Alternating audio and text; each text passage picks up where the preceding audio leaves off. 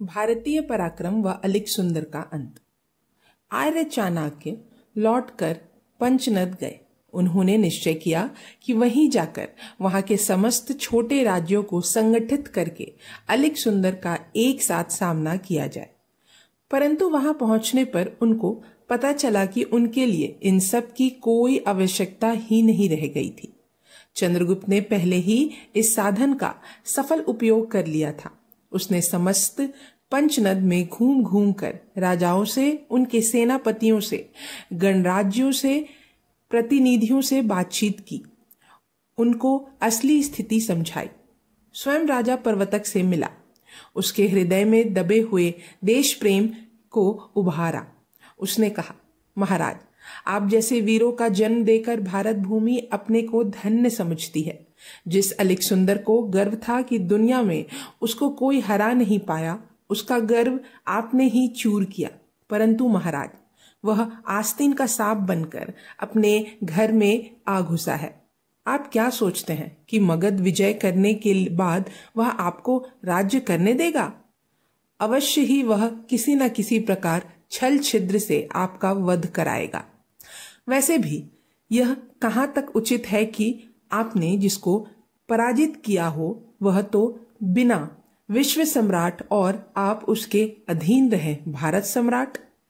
यह बातें सुनकर पर्वतक की आंखें खुल गई। उन्होंने अपनी सेना को आगे बढ़ने से रोक दिया। पंचनद के छोटे छोटे राज्यों ने भी मिलकर अलिक सुंदर की सेना को त्रस्त करने लगी। शीलभद्र ने भी चाणक्य की आज्ञा अनुसार अपना कार्य किया। अलिक सुंदर के सिपाहियों की हिम्मत टूट गई। मगध नाम सुनते ही उनको जूड़ी चढ़ती थी।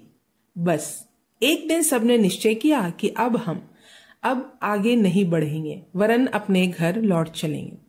अलिक सुंदर ने बहुत समझाया बुझाया, मदिरा छोड़ दी। 3 दिन तक भोजन नहीं किया, परंतु कुछ प्रभाव नहीं पड़ा। अंत में हार कर उसने निश्चय किया कि अब घर लौट चलेंगे तथा कुछ दिन रहकर भारत के बचे हुए प्रदेश को जीतेंगे। आर्य चाणक्य चंद्रगुप्त के प्रयत्नों से अत्यधिक प्रसन्न हुए। अब उन्होंने निश्चय किया कि अलिक सुंदर को जीवित वापस नहीं जाने देना चाहिए। अतएव वे सिंधु और मकरान के प्रदेश में गए। वहां के गणराज्यों को पहले से ही उसके विरुद्ध उभार दिया। पश्चिम उत्तर का मार्ग जिस ओर से वह भारत आया था, उन्होंने पहले से ही बंद कर दिया था, क्योंकि वहां अश्वकों ने विद्रोह कर रखा था। उस ओर से जाने की अलिक सुंदर की हिम्मत नहीं थी। सिंध और मकरान के मार्ग तक भी वहां के निवासियों को इस आक्रमण के विरुद्ध उभार कर उसके लिए और भी कठिन बना दिया। अलिक सुंदर ने अपनी सेना के 2 भाग किए।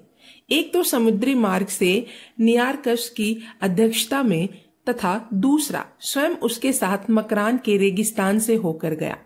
मल्लियों ने उसको बड़ा तंग किया, यहां तक कि एक तीर उसके वक्ष स्थल पर इतनी जोर का लगा कि अत्यंत घातक घाव हो गया, जिसके फलस्वरूप वह बेबीलोन जाकर मर गया।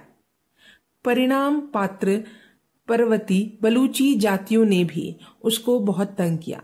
सैकड़ों ही सिपाही बिना पानी के मर गए, कई बालू में झुलस गए तथा युद्ध में तो अनेक मारे गए। अंत में एक दिन वह कह ही उठा, भारतवर्ष में मैं हर जगह भारतवासियों के आक्रमण तथा कोप का भाजन बना।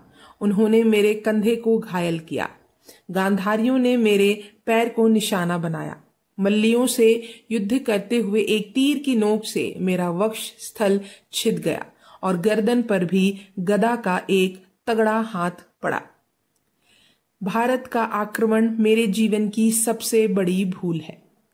इस प्रकार आर्य चाणक्य और चंद्रगुप्त ने मिलकर अलिक सुंदर को न केवल भारत से ही निकाला, परंतु निकालते निकालते भी उसके सैन्य का संहार किया तथा स्वयं उसको मारने का प्रयत्न किया। बेबीलोन जाकर वह मर गया, परंतु उसने अपने सेनापति सेल्यूकस से अपनी भारत विजय की अभिलाषा को पूर्ण करने की प्रतिज्ञा करवा ली। यह भाग यहीं समाप्त होता है। अब हम अगले भाग में जानेंगे भविष्य की योजना। तब तक के लिए धन्यवाद।